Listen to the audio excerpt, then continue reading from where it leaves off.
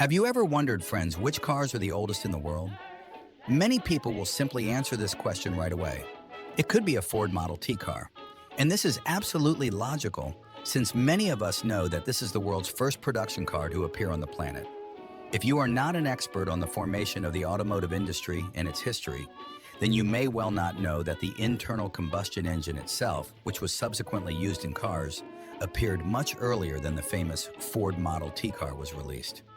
Remember, friends, that before the advent of the internal combustion engine, steam-powered vehicles were already being produced in the world. Therefore, we want to tell you and inform you that before the very first production car created by Henry Ford, automotive history can also boast of its other amazing cars. Cugnot Fardier.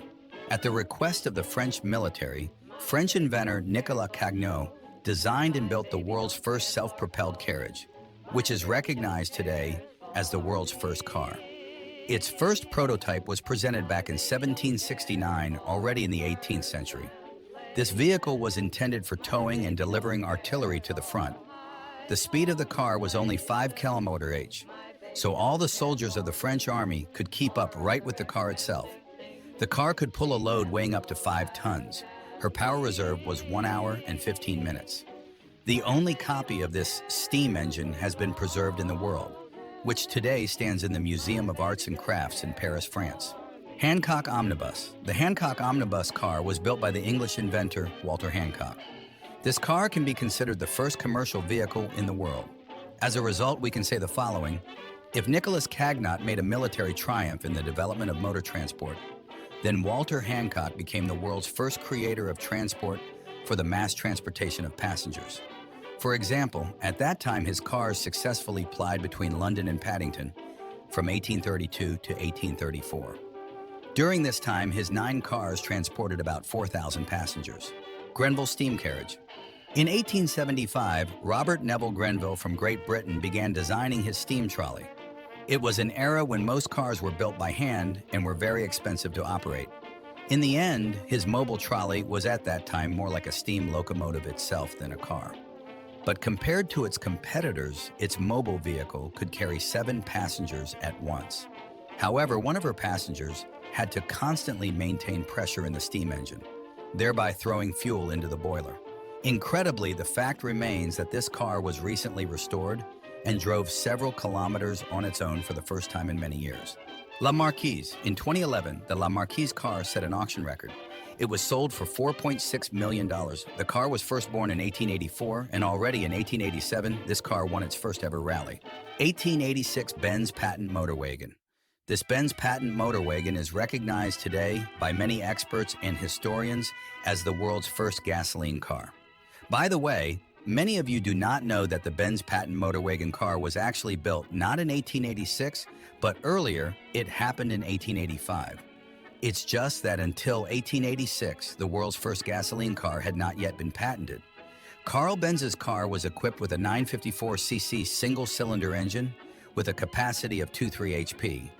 However, later, when measuring the engine, it turned out that the power of this car was 0.9 HP. In his later models, Carl Benz equipped the car with a carburetor. But that's not all, friends are. Already in 1887, this inventor equipped his first car with brake pads. Hammelvognen. This car was built in 1887. The Hammelvognen was the first car built in Denmark. The vehicle was equipped with a 2-cylinder engine with a capacity of 3 HP. At that time, the Hammelvognen was innovative and was considered a high-tech car. For example, the Hammelvognen was equipped with brakes and reverse gear and could accelerate up to 10 km/h. At the moment, its original copy is kept in the Technical Museum in Denmark. 1889, Daimler-Maybach Stahlradwagen. Gottlieb, Daimler, and Wilhelm Maybach were early pioneers in the creation of cars that ran on internal combustion engines. At that time, Daimler himself was most interested in power plants specifically, while Maybach himself considered the entire design of the car completely and entirely. Eventually, in 1889, the friends brought their luxury Daimler-Maybach Stahlradwagen to the market, which was equipped with a single-cylinder engine and was located directly under the driver himself. The quasi-cycle of Dion-Bouton. The success of the tricycle Dion-Bouton, which we described above, allowed us to continue the development of new car models. Eventually, in 1891, the Dion-Bouton switched from his tricycles to ATV models. Some models of his ATVs were quite advanced at that time. For example, some of his models had an engine cover above them, later known as the hood. In particular, many of its models were equipped with rudimentary passenger cabins, footrests, and wings. Unfortunately, none of these early masterpieces of the automotive industry has survived to our time. The model shown above in the photo was built in 1900. The maximum speed of the quasi-cycle was 50 km/h. This later version of the quasi-cycle can be seen today at the Le Mans Museum in The Hague, the Netherlands. Duryea car.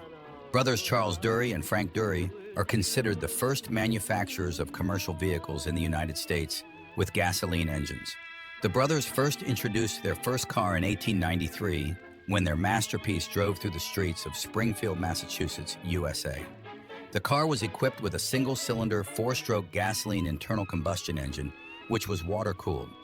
At the moment, this 1891 Duryea car model is on display at the Smithsonian Institution. 1894 Bowser.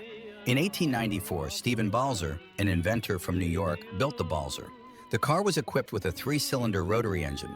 The motor was mounted around a fixed crankshaft.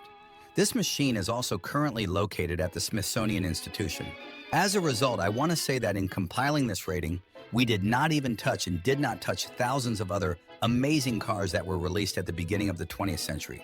So friends, I want to inform you that in the future, I will continue the topic I started and will continue to publish materials about the oldest cars in the world. I hope you enjoyed the video and my rating of the oldest cars in the world. Don't forget to subscribe and turn on notifications so you don't miss the new video. See you later.